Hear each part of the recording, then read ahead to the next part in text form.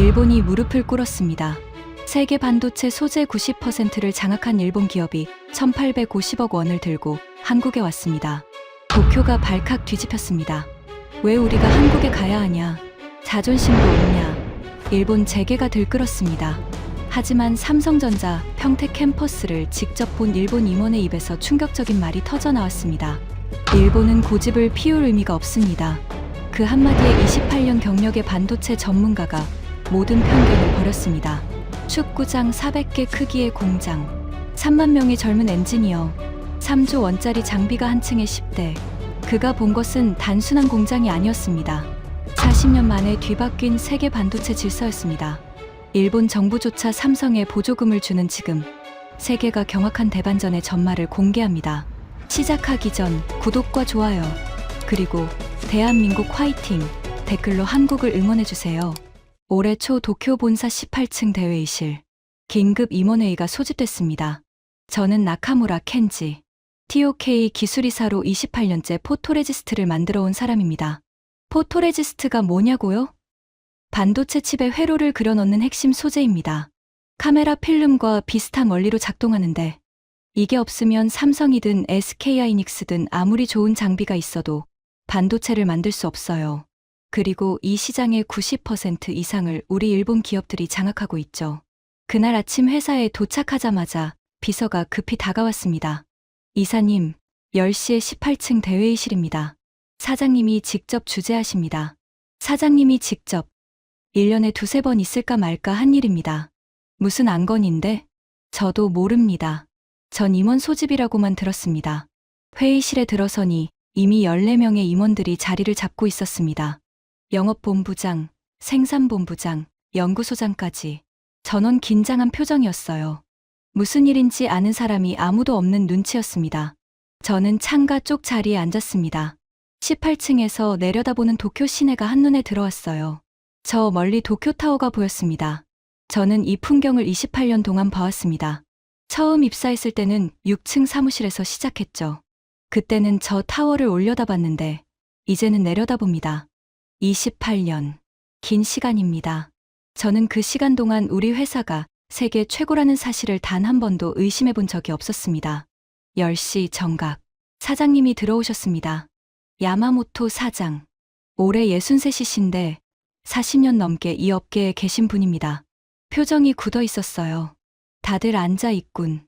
바로 본론으로 들어가겠습니다. 서류를 꺼내지도 않으셨습니다. 그냥 우리를 둘러보시며 말씀하셨어요. 한국 평택에 200억 엔을 투자해 공장을 짓기로 했습니다. 순간 회의실이 술렁였습니다. 200억 엔이면 우리 돈으로 1850억 원입니다. 우리 회사 연간 설비 투자의 절반에 가까운 금액이에요. 적은 돈이 아닙니다. 하지만 금액보다 더 충격적인 건 투자처였습니다. 한국이라고요? 추가로 120억 엔 규모의 고순도 화학약품 공장도 검토 중입니다. 이건 추후 결정하겠지만 평택 투자는 이미 이사회 승인을 받았습니다. 320억 엔. 거의 3천억 원입니다. 영업본부장 오카다 전무가 손을 들었습니다. 사장님, 왜 한국입니까? 국내 증설이 낫지 않습니까? 후쿠시마나 시즈오카 쪽 부지도 검토했었는데요. 사장님이 고개를 저으셨습니다. 이나노 시대가 옵니다. 올해 삼성전자가 양산을 시작합니다. TSMC도 마찬가지고. 우리가 도쿄에서 소재를 실어 나르는 시간이 아깝습니다. 하지만 물류 시간이 그렇게 결정적입니까? 결정적입니다. 사장님이 단호하게 말씀하셨습니다. 이나노는 머리카락 굵기의 5만 분의 1 수준입니다. 이 정도 초미세 공정에서는 소재의 미세한 변화도 수율에 영향을 줍니다. 고객사와 실시간으로 협력하지 않으면 대응이 늦어요. 하루, 아니 반나절 차이가 수주를 가릅니다. 회의실이 조용해졌습니다. 그때 사장님이 저를 보셨습니다. 나카무라 이사. 예, 당신이 직접 가서 현지 실사를 진행해 주시오. 삼성전자 평택 캠퍼스 인근 부지입니다. 다음 주 출발하시오. 저는 순간 할 말을 잃었습니다. 28년 동안 이 업계에 있으면서 우리가 한국에 공장을 짓는다는 얘기는 처음 들어봤거든요. 우리는 항상 일본에서 만들어서 보내는 쪽이었습니다. 그들이 와서 사가는 쪽이었어요. 그런데 이제 우리가 간다고요? 사장님, 왜 그러시오? 저희가 90%를 장악하고 있습니다. 포토레지스트 시장에서 TOK, JSR, 시네스. 전부 일본 기업이에요. 굳이 우리가 가야 합니까? 그들이 와야 하는 거 아닙니까? 회의실에 침묵이 흘렀습니다. 사실 다들 같은 생각이었을 겁니다. 사장님이 잠시 창밖을 바라보셨습니다. 그리고 나지막하게 말씀하셨어요. 나카무라 이사, 90%를 쥐고 있는 건 맞습니다. 하지만 그들이 만드는 물건이 없으면 우리 소재는 쓸모가 없어요. 우리는 재료를 파는 사람이고 그들은 완제품을 만드는 사람입니다. 시장이 그쪽에 있어요. 저는 더 반박하지 못했습니다. 하지만 납득이 되지 않았어요. 알겠습니다. 다녀오겠습니다. 고개를 숙이면서 속으로 생각했습니다. 90%를 쥐고 있는 우리가 왜 그들 옆에 가야 하는 거지? 회의가 끝나고 엘리베이터 앞에서 영업본부의 다나카를 마주쳤습니다. 입이 험하기로 유명한 놈이었죠. 나카무라 상, 한국에 머리 숙이러 가시는 겁니까? 저는 대답하지 않았습니다. 요즘 세상 참 많이 변했네요. 우리가 한국 공장에 납품하러 가는 것도 아니고 아예 공장을 지으러 간다니. 다나카가 피식 웃었습니다. 선배님들이 들으면 통곡하시겠어요. 저는 그냥 엘리베이터에 올라탔습니다. 하지만 솔직히 같은 생각이었어요. 왜 우리가 한국에 가야 하지? 그날 밤 집에 돌아와서도 마음이 편치 않았습니다. 서재에 앉아 위스키를 한 잔 따랐습니다. 창밖으로 도쿄의 야경이 보였어요. 저는 이 도시에서 태어나고 자랐습니다. 아버지도 할아버지도 이 도시에서 일했죠. 책장에서 낡은 앨범을 꺼냈습니다. 아버지 사진이 있었어요. 아버지는 저보다 먼저 이 업계에 계셨습니다. 1960년대에 입사해서 1990년대에 은퇴하셨죠. 일본 반도체 산업의 황금기를 온몸으로 살았던 분입니다. 1980년대를 아십니까? 그때 일본은 세계 반도체 시장의 50%를 지배했습니다. 도시바, NEC, 히타치, 후지츠. 미국 기업들이 우리를 보고 벌벌 떨었어요. 인텔이 메모리 사업을 포기하고 CPU로 도망친 게 그때입니다. 미국 신문들이 뭐라고 썼는지 아세요? 일본이 실리콘밸리를 집어삼킨다. 실리콘밸리 엔지니어들이 일본어를 배우던 시절이었습니다. 일본 반도체 회사에 취직하려고요. 아버지는 그 시절을 이렇게 회상하셨어요. 켄지야, 그때는 미국 바이어들이 우리 회사 현관에서 줄을 섰어. 제발 물건을 팔아달라고. 우리가 갑이었지. 저는 그 시절의 끝자락에 입사했습니다. 1996년. 아직 일본 반도체의 위상이 남아있을 때였죠. 입사 첫날 선배가 저에게 말했습니다. 나카무라, 우리가 만든 소재 없으면 세계 반도체 산업이 멈춰. 명심해. 실제로 그랬습니다. 포토레지스트, 불화수소, 플루오린 폴리이미드. 이 세 가지 핵심 소재를 우리 일본이 90% 이상 장악하고 있었어요. 한국이든 대만이든 미국이든 반도체를 만들려면 우리한테 와야 했습니다. 하지만 그 사이 이상한 일이 일어났습니다. 1986년 미일 반도체 협정.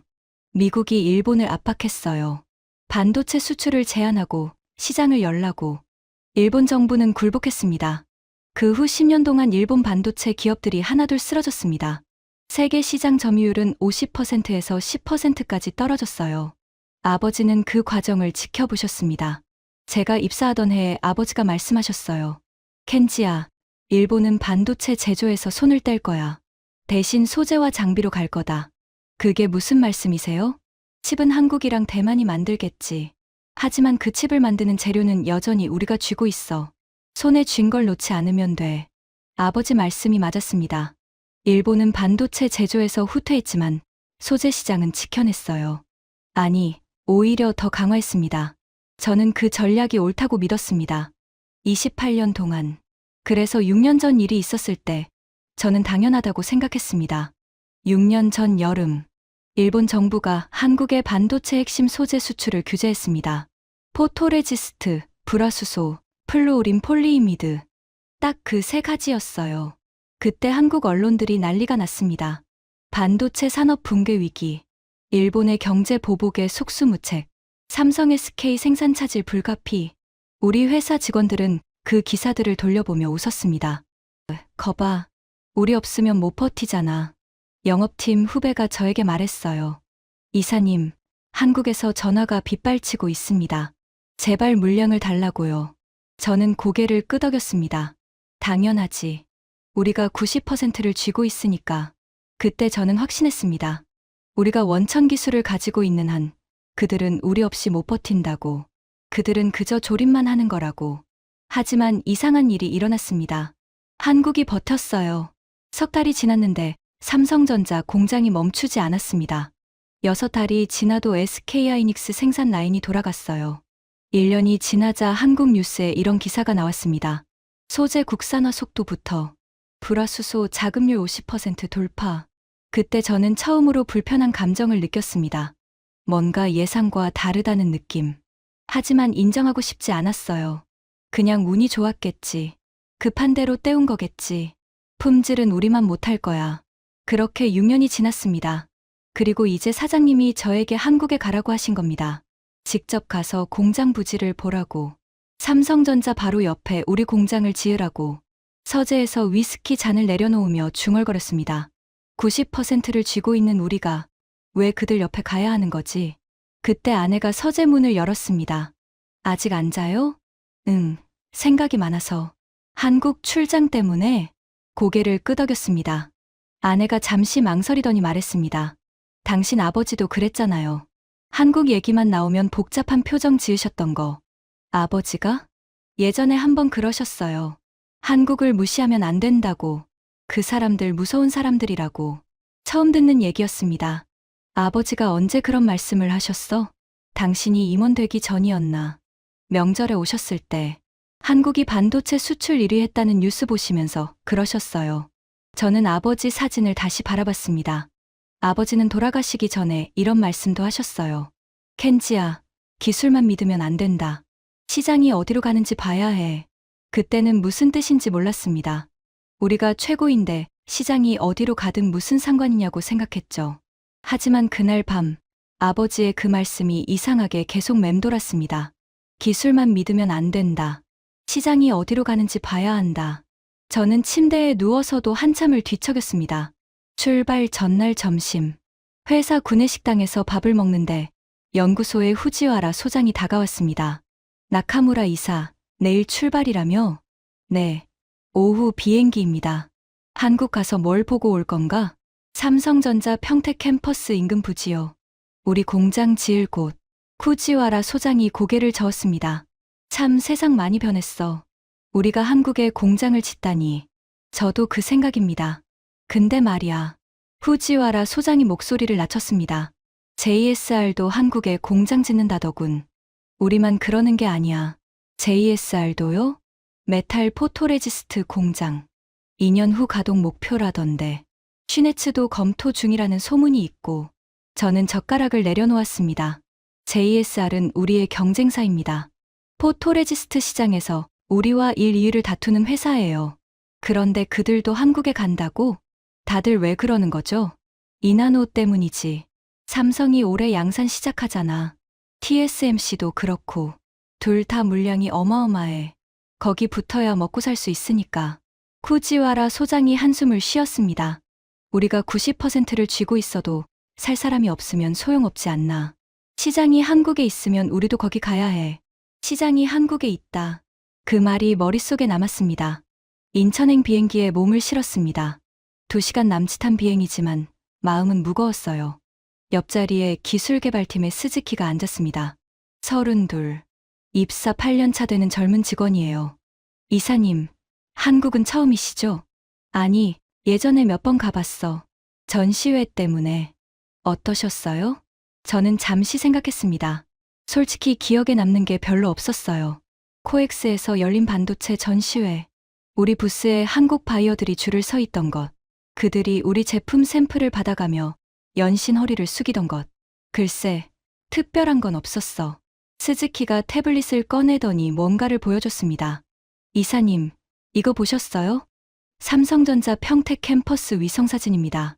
화면에 거대한 시설이 보였습니다. 공장 건물 수십 동이 바둑판처럼 늘어서 있었어요.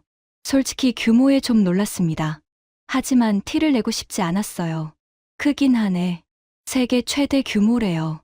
서울 여의도 면적의 몇 배라고 하던데요. 그래서 스즈키가 잠시 머뭇거리더니 말했습니다.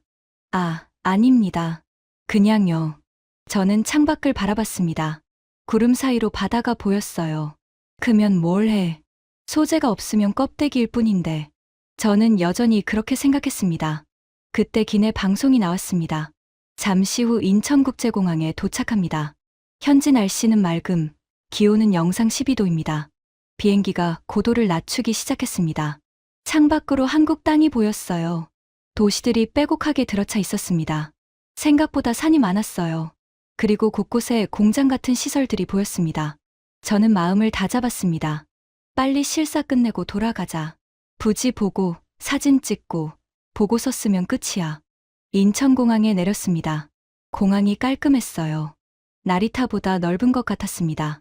입국 심사를 마치고 도착 로비로 나가는데 놀라운 일이 있었습니다. 정장 차림의 한국인 2명이 저를 기다리고 있었어요.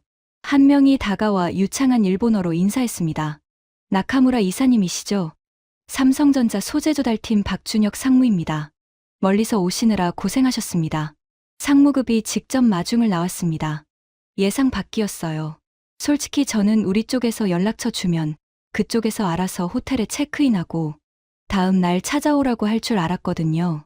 갑을 관계라면 당연히 그래야 하는 거 아닙니까? 하지만 그들은 VIP를 맞이하듯 저를 대했습니다. 차량 준비해뒀습니다. 오늘 숙소는 평택 신라스테이입니다. 내일 아침 9시에 캠퍼스로 모시겠습니다. 검은색 제네시스 G90이 대기하고 있었습니다. 스즈키와 함께 뒷좌석에 탔어요. 차가 출발하고 박 상무가 앞좌석에서 돌아보며 말했습니다. 이사님, TOK와 협력하게 되어 정말 기쁩니다.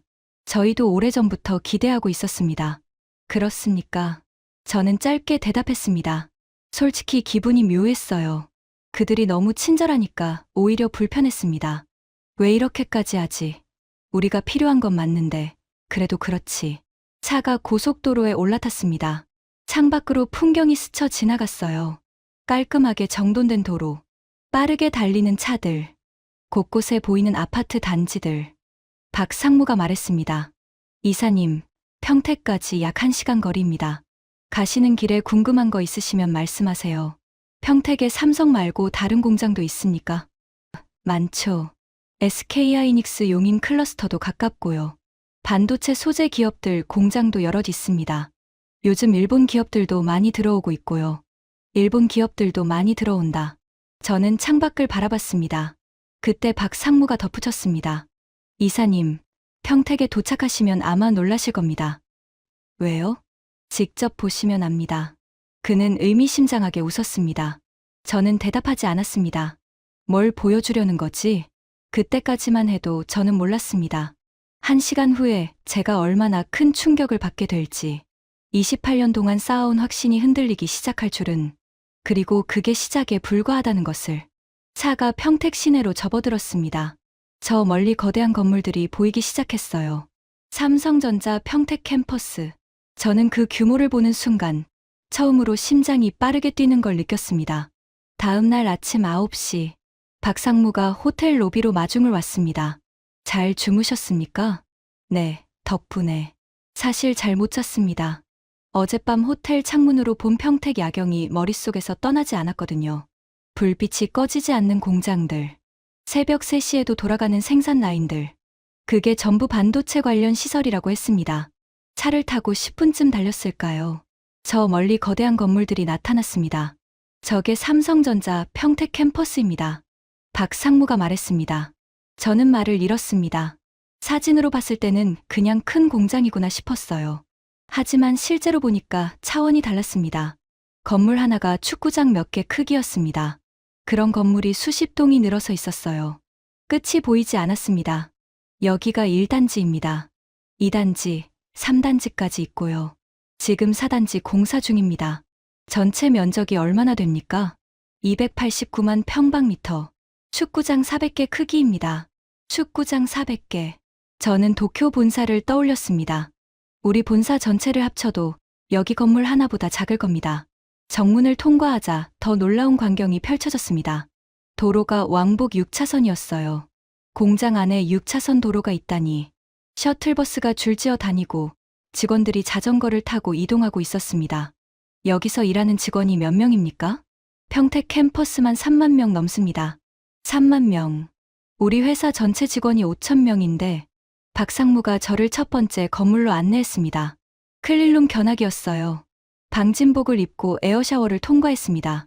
클린룸에 들어서는 순간 저는 또 한 번 충격을 받았습니다.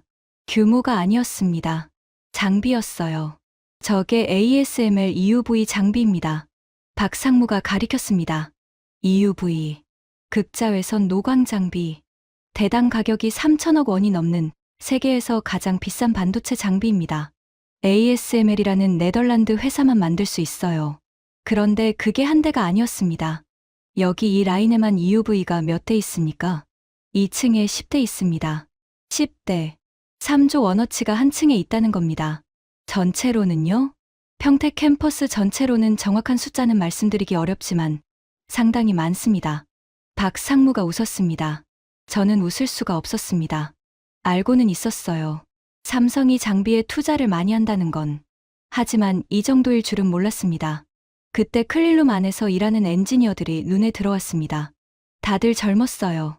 20대 후반에서 30대 초반으로 보였습니다. 저 엔지니어들 평균 연령이 어떻게 됩니까? 한 32세 정도 됩니다. 32세.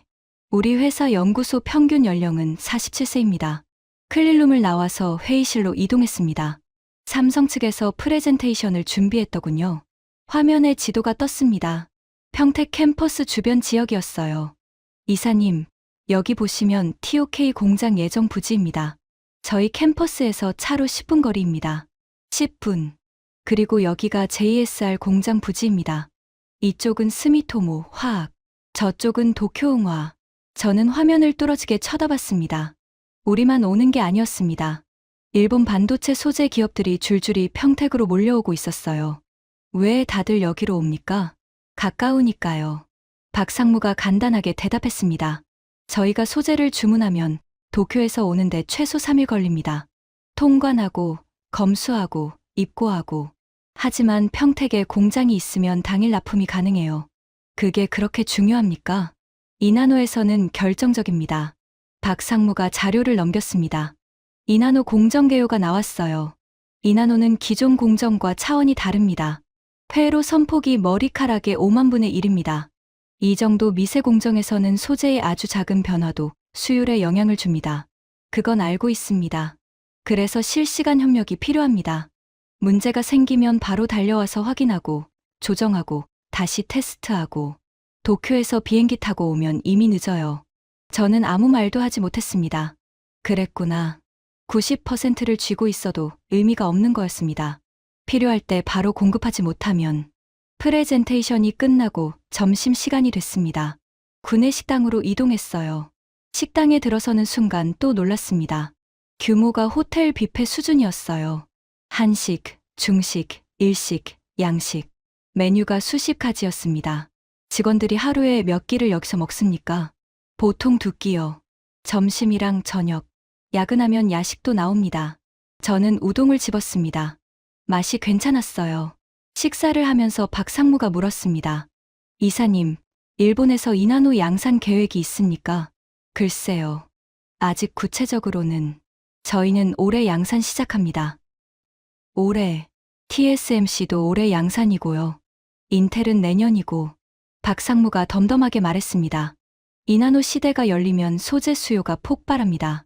지금 준비 안 하면 늦어요. 저는 젓가락을 내려놓았습니다. 지금 준비 안 하면 늦는다. 그 말이 가슴에 꽂혔습니다. 오후에 이나노 파일럿 라인을 견학했습니다. 아직 양산 전이라 일부만 가동 중이었지만 그것만으로도 충분히 충격적이었어요. 이 라인이 올해 안에 풀가동 들어갑니다. 담당 부장이 설명했습니다. 목표 수율은요? 90% 이상입니다. 90%. 저는 귀를 의심했습니다. 이나노에서 90%요? 그게 가능합니까? 해야죠. 담당 부장이 웃었습니다. TSMC가 90% 넘게 나온다고 하더라고요. 저희도 못할 이유가 없습니다. 못할 이유가 없다. 그 자신감이 어디서 나오는 건지 궁금했습니다. 개발 기간이 얼마나 됐습니까? 3나노에서 2나노 넘어오는데 2년 정도 걸렸습니다. 2년. 저는 우리 회사를 떠올렸습니다. 우리가 신제품 하나 개발하는데 보통 3년에서 4년 걸립니다. 그것도 기존 기술 개선 수준인데 삼성은 완전히 새로운 공정을 2년 만에 양산 직전까지 끌어올렸습니다. 어떻게 그렇게 빨리 합니까? 담당 부장이 잠시 생각하더니 말했습니다. 일단 해보거든요. 네. 완벽하게 준비하고 시작하는 게 아니라 일단 시작하고 가면서 맞춥니다. 문제가 생기면 그때 해결하고 안 되면 바로 방향을 바꾸고 일단 해본다. 실패하면요? 실패하면 다시 하죠. 담당 부장이 웃었습니다. 실패해도 빨리 실패하면 됩니다. 느리게 성공하는 것보다 빨리 실패하고 다시 시작하는 게 나아요. 저는 할 말을 잃었습니다. 우리는 다릅니다. 일본 기업들은 완벽하게 준비될 때까지 시작하지 않습니다. 실패는 용납되지 않아요. 그래서 신중하게, 천천히, 확실하게 갑니다. 그게 장점이라고 생각했습니다. 하지만 지금 눈앞에서 보고 있는 현실은 달랐습니다. 삼성은 빠르게 시도하고, 빠르게 실패하고, 빠르게 다시 시작하고 있었어요. 그리고 그 속도가 세계 1위를 만들고 있었습니다. 견학이 끝나고 회의실로 돌아왔습니다. 박상무가 노트북을 열더니 화면을 보여줬습니다. 이사님, 이거 보셨습니까? 뉴스 기사였습니다. 일본 정부, 삼성전자 요코하마 R&D 센터에 200억 엔 보조금 지원. 저는 눈을 의심했습니다. 이게 무슨 얘기입니까? 일본 정부가 삼성에 보조금을요? 네. 삼성이 요코하마에 반도체 연구센터를 짓는데 일본 정부가 절반을 지원했습니다. 200억 엔, 1850억 원. 공교롭게도 우리가 한국에 투자하는 금액과 같았습니다. 왜요? 왜 일본 정부가 한국 기업에 돈을 줍니까? 첨단 기술 때문이죠. 삼성이 일본에서 연구하면 일본 엔지니어들이 배울 수 있으니까요. 일본 입장에서도 이득입니다. 저는 멍하니 화면을 바라봤습니다. 우리가 한국에 가고, 한국이 일본에 오고, 일본 정부가 한국 기업에 보조금을 주고, 세상이 뒤집힌 것 같았습니다. 이사님, 박상무가 말했습니다. 이제 국경은 의미가 없어요. 중요한 건 누가 빨리 만드느냐, 누가 잘 만드느냐입니다. 삼성도 일본 소재가 필요하고, 일본도 삼성 기술이 필요해요. 서로 붙어야 살아남는 시대입니다. 서로 붙어야 살아남는다. 그 말이 머릿속에서 떠나지 않았습니다. 저녁에 호텔로 돌아와서 노트북을 열었습니다. 도쿄 본사에 보낼 중간 보고서를 써야 했습니다. 하지만 글이 써지지 않았어요. 머릿속이 복잡했습니다. 그때 스즈키가 방으로 찾아왔습니다. 이사님, 시간 되시면 드릴 말씀이 있는데요. 들어와. 스즈키가 태블릿을 들고 들어왔습니다. 오늘 견학하면서 조사한 건데요. 이거 보시면 좋을 것 같습니다. 화면에 세계 지도가 떴습니다. 반도체 공급망 현황이었어요. 이사님, 지금 세계 반도체 산업이 완전히 재편되고 있습니다. 그건 나도 안다. 아는 것과 보는 건 다릅니다. 스즈키가 화면을 확대했습니다. 3년 전 미국이 반도체법을 통과시켰습니다. 527억 달러. 우리 돈으로 70조 원입니다. 70조 원. 이 돈으로 미국이 뭘 하고 있냐면요. 화면이 바뀌었습니다. 미국 내 반도체 공장 건설 현황이었어요. TSMC 애리조나 공장. 400억 달러 투자. 인텔 오하이오 공장. 200억 달러. 삼성 텍사스 공장. 170억 달러. 숫자가 어마어마했습니다. 미국이 왜 이러는 겁니까? 중국 때문이죠. 스즈키가 다른 화면을 보여줬습니다. 미국이 중국을 완전히 차단하고 있습니다. 첨단 반도체 장비 수출 금지, 기술 이전 금지, 심지어 미국 국적자가 중국 반도체 기업에서 일하는 것도 금지했어요. 그건 들었다. 그런데 중국도 가만히 있지 않습니다. 화면이 바뀌었습니다. 중국 반도체 투자 현황. 중국이 반도체 자금률 75%를 목표로 미친 듯이 투자하고 있어요. 작년에만 150조 원 넘게 쏟아부었습니다. 150조 원. 미국과 중국이 반도체로 전쟁을 하고 있는 겁니다. 저는 화면을 뚫어지게 쳐다봤습니다. 그런데 이 전쟁에서 핵심이 어디냐면요. 스즈키가 한국과 대만을 가리켰습니다. 여기입니다. 첨단 반도체를 대량 생산할 수 있는 나라가 전 세계에 딱 두 곳밖에 없어요. 한국과 대만. 알고 있었습니다. 하지만 이렇게 정리해서 보니까 새삼 실감이 났어요. 미국 입장에서는 이 두 나라를 확실히 자기 편으로 묶어둬야 합니다. 그래서 동맹을 강화하고 있는 거예요. 동맹? 14동맹이요. 미국, 한국, 일본, 대만. 이내 나라가 반도체 공급망을 장악하고 중국을 완전히 고립시키려는 겁니다. 칩사점. 일본은요? 일본은 어디에 있습니까? 스즈키가 잠시 망설이더니 말했습니다. 일본은 제조에서 밀렸으니까요. 지금 일본이 가진 건 소재와 장비입니다. 그래서 더 중요해요. 더 중요하다? 네. 삼성이 아무리 잘 만들어도 우리 소재 없으면 못 만들잖아요. 그러니까 미국 입장에서는 일본 소재 기업들이 한국과 붙어 있어야 공급망이 안정됩니다. 그러니까 우리가 한국에 가는 게 단순한 비즈니스가 아니라는 겁니다. 미국 주도의 반도체 동맹에 참여하는 거라는 뜻이었어요. 저는 의자에 등을 기댔습니다. 스즈키, 그러면 우리가 한국에 안 가면 어떻게 되는 거지? 스즈키가 대답하지 않았습니다. 말해봐. 일본만 고립됩니다. 저는 눈을 감았습니다. 1986년이 떠올랐습니다. 미일 반도체 협정. 미국의 압박에 일본이 굴복했던. 그 후 10년 동안 일본 반도체 산업이 몰락했습니다. 세계 점유율 50%에서 10%로. 우리는 그때 제조를 포기하고 소재로 후퇴했습니다. 그런데 이제 그 소재마저 위태로워지고 있는 건가? 스즈키. 네. 이 자료 본사에 보내라. 내일 아침까지. 알겠습니다. 스즈키가 나가고 저는 한참을 창밖을 바라봤습니다. 평택 야경이 보였습니다. 불이 꺼지지 않는 공장들. 아버지 말씀이 떠올랐습니다. 기술만 믿으면 안 된다. 시장이 어디로 가는지 봐야 해. 시장이 한국으로 가고 있었습니다. 아니, 시장만이 아니었습니다. 세계 질서가 재편되고 있었어요. 그 한가운데 한국이 있었습니다. 그리고 우리 일본은 선택을 해야 했습니다. 함께 가느냐, 혼자 남느냐. 다음 날, 삼성 측과 마지막 미팅이 있었습니다.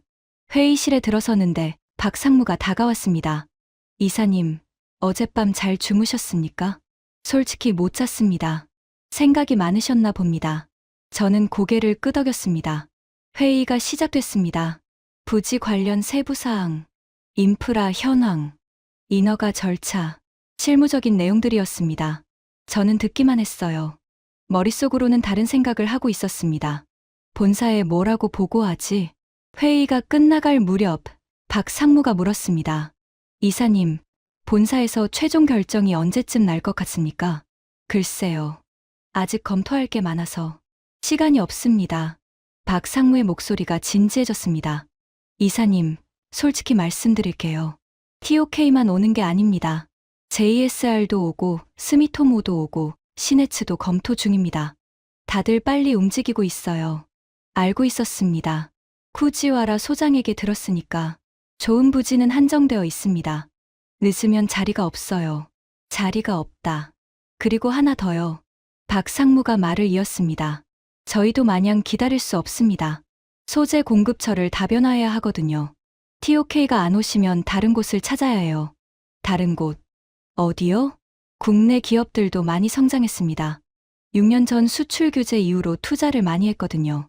아직 TOK 수준은 아니지만 시간이 지나면 모릅니다. 저는 아무 말도 하지 못했습니다. 6년 전 수출 규제. 그때 우리는 승리했다고 생각했습니다. 한국이 휘청거렸으니까. 하지만 그들은 휘청거리면서도 버텼습니다. 그리고 그 시간 동안 국산화를 준비했어요. 우리가 그들을 압박하는 동안 그들은 우리 없이 살 준비를 하고 있었던 겁니다. 이사님, 박상무가 말했습니다. 저희는 TOK와 일하고 싶습니다. TOK 포토레지스트가 세계 최고라는 거 알아요. 하지만 비즈니스는 냉정합니다. 신뢰할 수 있는 파트너와 일해야 해요. 필요할 때 바로 대응해주는 파트너. 필요할 때 바로 대응해주는 파트너. 지금 결정하시면 최적의 부지를 드릴 수 있습니다. 저희 캠퍼스에서 차로 10분 거리. 인프라도 완비되어 있고 인허가도 빨리 나옵니다. 10분 거리. 하지만 한 달 후에 오시면 그 부지는 없을 수도 있어요.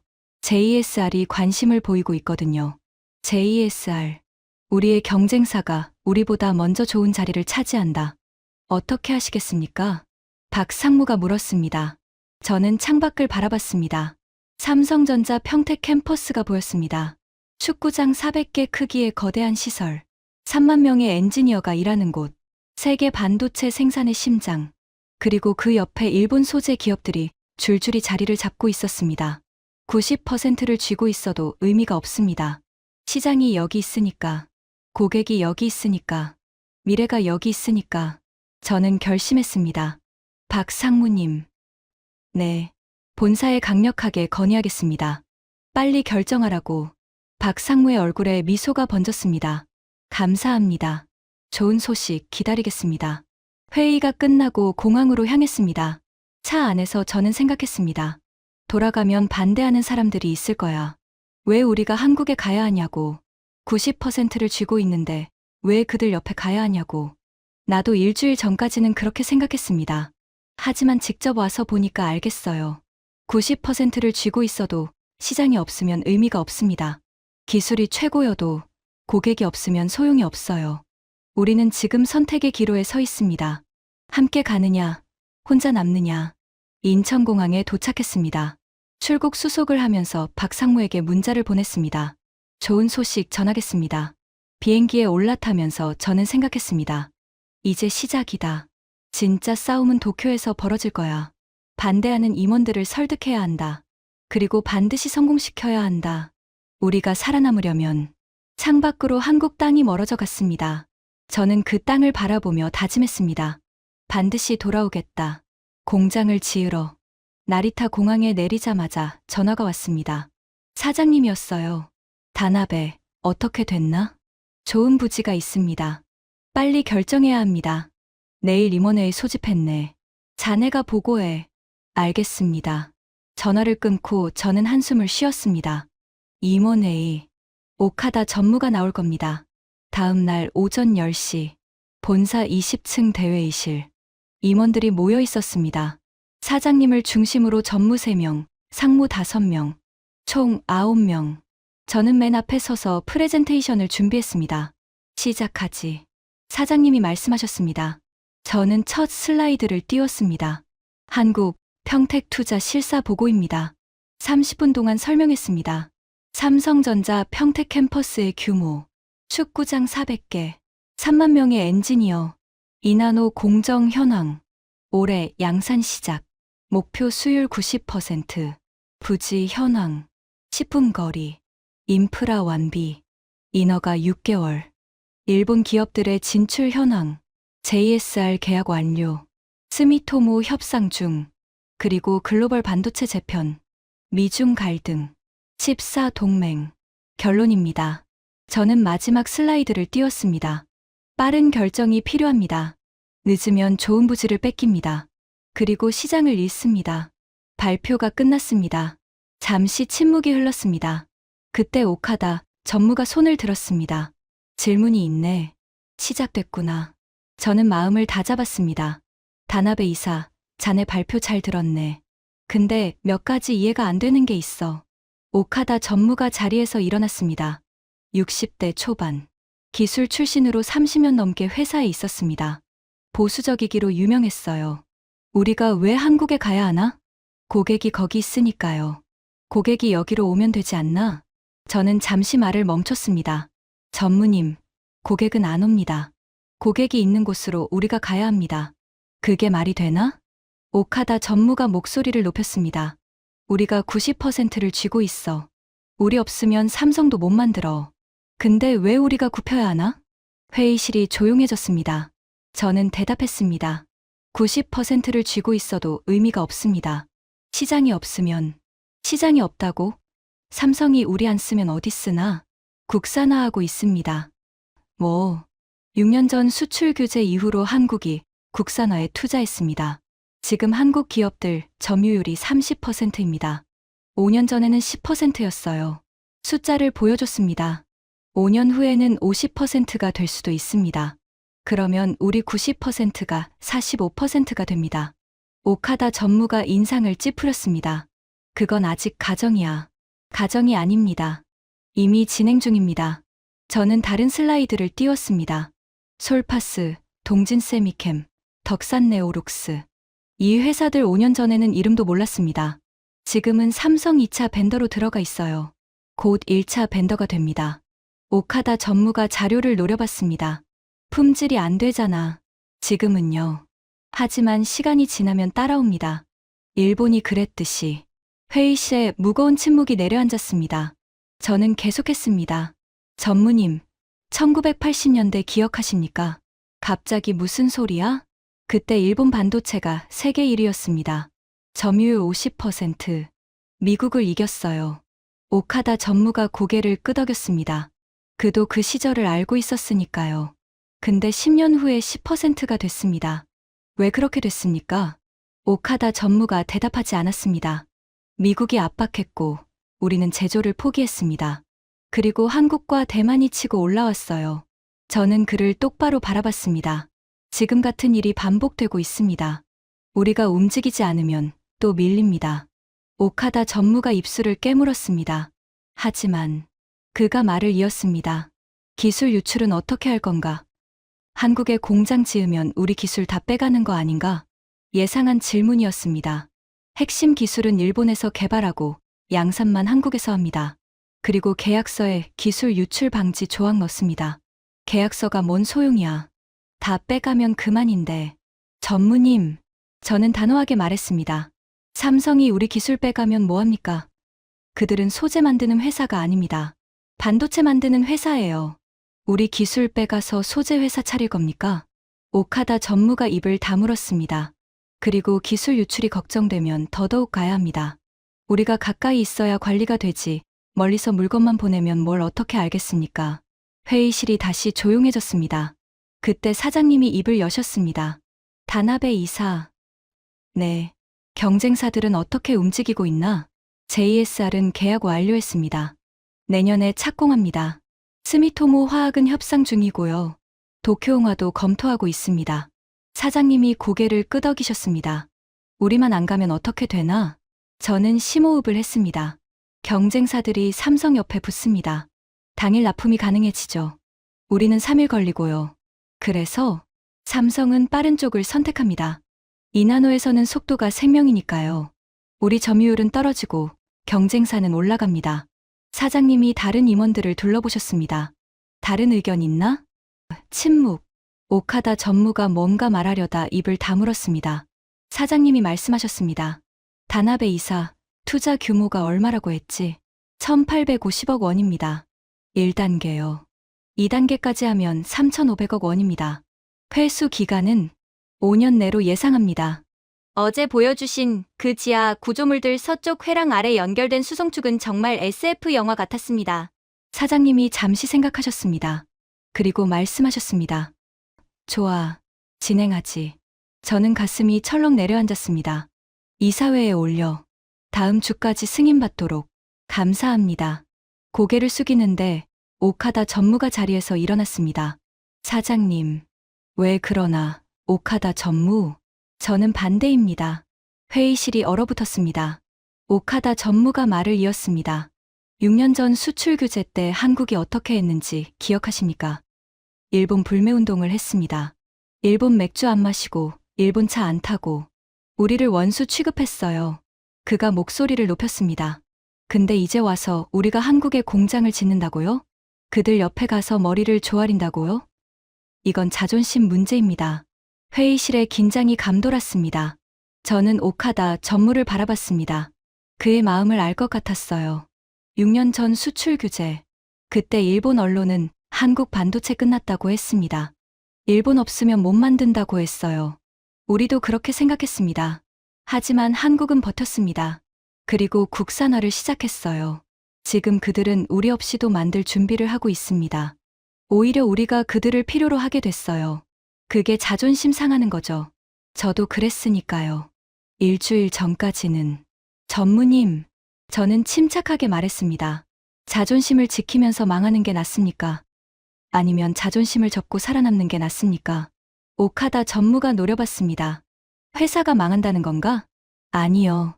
하지만 주도권을 잃습니다. 저는 슬라이드를 넘겼습니다. 전무님, 지금 세계 반도체 산업이 재편되고 있습니다. 미국과 중국이 싸우고 있고 그 사이에 한국과 대만이 핵심으로 떠올랐습니다. 지도가 나왔습니다. 14 동맹. 미국, 한국, 일본, 대만. 이 네 나라가 반도체 공급망을 장악합니다. 오카다 전무가 지도를 바라봤습니다. 일본은 이 동맹에 참여해야 합니다. 소재와 장비를 쥐고 있으니까요. 하지만 참여만 해서는 안 됩니다. 시장에 붙어 있어야 해요. 저는 강조했습니다. 한국에 안 가면 일본만 고립됩니다. 동맹에는 껴있지만 실질적인 영향력은 없는 거예요. 소재 쥐고 있어도 쓰는 사람이 없으면 무슨 소용입니까? 오카다 전무가 아무 말도 하지 않았습니다. 사장님이 말씀하셨습니다. 오카다 전무, 자네 우려는 이해하네. 하지만 비즈니스는 감정으로 하는 게 아니야. 오카다 전무가 사장님을 바라봤습니다. 자존심 지키다가 시장 잃으면 끝이야. 지금은 함께 갈 때야. 사장님이 일어나셨습니다. 다나베 이사, 다음 주 이사회 준비해. 내가 직접 설명하겠네. 감사합니다. 회의가 끝났습니다. 임원들이 하나둘 나갔습니다. 오카다 전무가 저를 스쳐 지나갔습니다. 아무 말도 없이 저는 그의 뒷모습을 바라봤습니다. 그도 알고 있을 겁니다. 세상이 바뀌었다는 걸. 일주일 후 이사회가 열렸습니다. 사장님이 직접 프레젠테이션을 하셨어요. 투자 개요, 부지 현황, 예상 수익, 리스크 분석. 이사들이 질문을 했고 사장님이 답변하셨습니다. 그리고 표결, 찬성 8점, 반대 1점, 기권 2점. 가결되었습니다. 의장이 선언했습니다. 저는 회의실 뒤에 서서 그 장면을 바라봤습니다. 됐다. 그날 저녁, 저는 사무실에서 야근을 했습니다. 한국 측에 보낼 통보문을 작성해야 했어요. 키보드를 두드리면서 생각했습니다. 40년. 1986년 미일 반도체 협정 이후 40년. 그때 일본은 미국에 졌습니다. 세계 1위를 빼앗겼어요. 제조를 포기하고 소재로 후퇴했습니다. 그리고 40년 동안 소재로 버텼습니다. 90%를 장악하면서. 하지만 이제 그것도 끝나가고 있었습니다. 세상이 또 바뀌고 있어요. 미국과 중국이 싸우고, 한국과 대만이 떠오르고, 일본은 선택을 해야 했습니다. 함께 가느냐, 혼자 남느냐. 우리는 함께 가기로 했습니다. 한국 옆에 붙기로 했어요. 어떤 사람들은 이걸 굴욕이라고 할 겁니다. 90%를 쥐고 있던 일본이 고객 옆에 가서 공장을 짓는다고, 자존심을 버렸다고. 하지만 저는 다르게 생각합니다. 이건 굴욕이 아닙니다. 생존입니다. 그리고 어쩌면 새로운 시작입니다. 40년 전에 일본은 혼자 싸우다가 졌습니다. 이번에는 함께 싸울 겁니다. 한국과 대만과 미국과. 그게 이기는 방법입니다. 통보문을 완성했습니다. 박상무에게 이메일을 보냈습니다. 이사회 승인 완료. 계약 진행 희망. 보내기 버튼을 누르는 순간 손이 떨렸습니다. 5분 후에 답장이 왔습니다. 축하드립니다. 좋은 파트너가 되겠습니다. 저는 모니터를 바라봤습니다. 좋은 파트너. 28년 전에 저는 신입사원이었습니다. 그때 한국은 우리를 쫓아오는 후발주자였어요. 언젠가 따라잡겠지만 아직 멀었다고 생각했습니다. 10년 후에 한국이 디램 1위가 됐습니다. 메모리만 잘하는 거다라고 했어요. 20년 후에 한국이 파운드리도 치고 올라왔습니다. 아직 TSMC한테 밀린다고 했습니다. 그리고 지금 한국이 이나노를 양산합니다. 일본은 공장을 지으러 갑니다. 40년 만에 위치가 바뀌었습니다. 쫓아가던 쪽이 앞서가고 앞서가던 쪽이 따라갑니다. 이게 역사입니다. 영원한 1위는 없어요. 영원한 패자도 없습니다. 바뀌는 겁니다. 계속. 중요한 건 그 변화를 인정하는 겁니다. 그리고 적응하는 거예요. 저는 28년 동안 그걸 못했습니다. 우리가 90%다. 우리 없으면 못 만든다. 한국은 아직 멀었다. 그렇게 생각하면서 현실을 외면했어요. 하지만 평택에서 눈을 떴습니다. 축구장 400개 크기의 캠퍼스. 3만 명의 젊은 엔지니어. 한 달에 200번의 실험. 2년 만에 이나노 개발. 그들은 멈추지 않았습니다. 우리가 무시하는 동안에도 계속 달렸어요. 그리고 앞서 나갔습니다. 인정해야 합니다. 그래야 다음으로 갈 수 있어요. 저는 창밖을 바라봤습니다. 도쿄 야경이 보였습니다. 일주일 전에는 평택 야경을 봤습니다. 불이 꺼지지 않는 공장들. 도쿄도 불이 켜져 있었어요. 하지만 그건 사무실 불빛이었습니다. 공장 불빛이 아니라 일본은 제조를 잃었습니다. 하지만 소재는 아직 있어요. 그걸 지켜야 합니다. 지키려면 시장에 붙어 있어야 해요. 고객 옆에 있어야 합니다. 그래서 갑니다. 한국으로. 3개월 후, 저는 다시 인천공항에 내렸습니다. 이번에는 계약서를 들고 삼성 본사에서 조인식이 열렸습니다. 양쪽 대표가 사인을 하고 악수를 했습니다. 카메라 플래시가 터졌어요. 일본 TOK, 삼성전자 평택에 1850억 원 투자. 기사가 나갔습니다. 일본에서도 보도됐어요. 댓글이 달렸습니다. 왜 일본 기업이 한국에 가야 하냐? 자존심도 없나? 한국한테 기술 다 빼앗긴다. 저는 그 댓글들을 읽으면서 생각했습니다. 6년 전에 한국 사람들도 비슷한 댓글을 달았을 겁니다. 왜 일본 소재를 써야 하냐? 국산화하면 된다. 일본 없이도 만든다. 서로 싫어하면서, 서로 무시하면서 그렇게 싸웠습니다. 하지만 현실은 달랐어요. 일본 소재 없이 한국은 반도체를 못 만듭니다. 한국 공장 없이 일본은 소재를 못 팝니다. 서로 필요한 겁니다. 그걸 인정하는데 40년이 걸렸습니다. 조인식이 끝나고 박상무가 다가왔습니다. 이사님, 축하드립니다. 박상무님도요. 앞으로 잘 부탁드립니다. 저는 그의 손을 잡았습니다. 저야말로요. 악수를 하면서 생각했습니다. 이제 시작이다. 공장 짓고, 사람 뽑고, 생산 라인 돌리고, 문제 생기면 해결하고, 쉽지 않을 겁니다. 한국에서 일하는 게 처음이니까요. 문화도 다르고, 언어도 다르고, 방식도 다릅니다. 하지만 해야 합니다. 우리가 살아남으려면. 저녁에 후지와라 소장을 만났습니다. 평택 연구소에서 저녁을 먹었어요. 다나베 이사, 고생했어. 소장님 덕분입니다. 앞으로가 진짜야.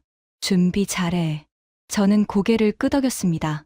소장님, 한 가지 여쭤봐도 됩니까? 뭔데? 소장님은 왜 한국에 오셨습니까? 10년 전에 후지와라 소장이 소주를 한 잔 마셨습니다. 미래가 보였거든. 미래요? 일본에 있으면 안 보여. 한국에 와야 보여.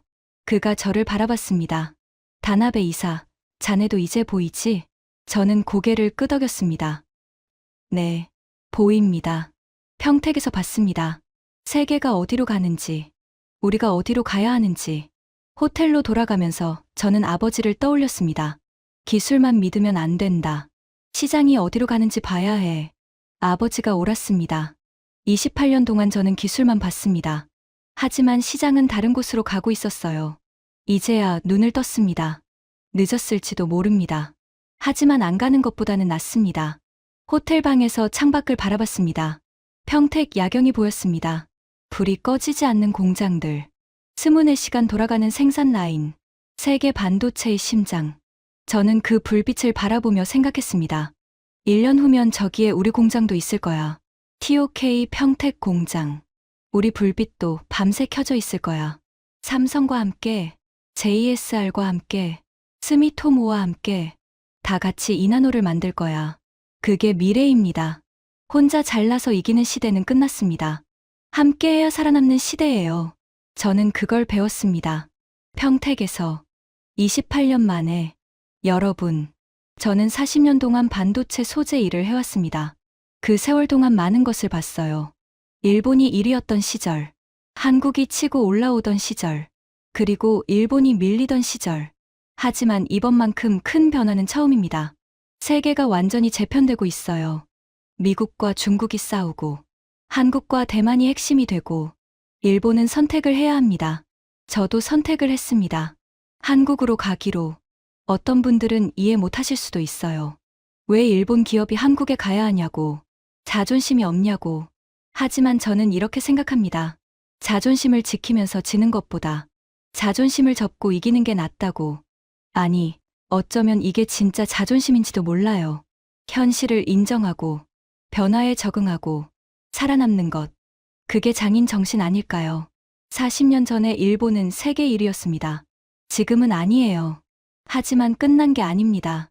우리한테는 아직 소재가 있어요. 세계 최고의 기술이 있습니다. 그걸 가지고 다시 시작하는 겁니다. 한국과 함께, 대만과 함께, 미국과 함께. 혼자 1등 하는 시대는 끝났습니다. 함께 이기는 시대예요. 저는 그 시대를 살아갈 겁니다. 평택에서. 여러분도 함께 하시겠습니까? 지금까지 일본 TOK 임원이 삼성전자 평택 캠퍼스에서 경험한 충격적인 이야기였습니다. 40년 전 세계 1위였던 일본이 이제 한국 옆에 공장을 짓습니다. 90%를 장악하고도 시장 앞에 무릎을 꿇었습니다. 하지만 이건 일본만의 이야기가 아닙니다. 영원한 1위는 없습니다. 영원한 패자도 없습니다. 중요한 건 변화를 인정하고 적응하는 겁니다. 그게 진짜 실력입니다. 한국이 여기까지 온 것도 멈추지 않았기 때문입니다. 무시당할 때도 압박받을 때도 계속 달렸습니다. 앞으로도 그래야 합니다. 이 이야기가 의미 있었다면 주변에 공유해 주세요. 작은 관심이 큰 변화를 만듭니다. 구독과 좋아요, 알림 설정까지 부탁드립니다. 지금까지 터칭 스토리였습니다. 감사합니다.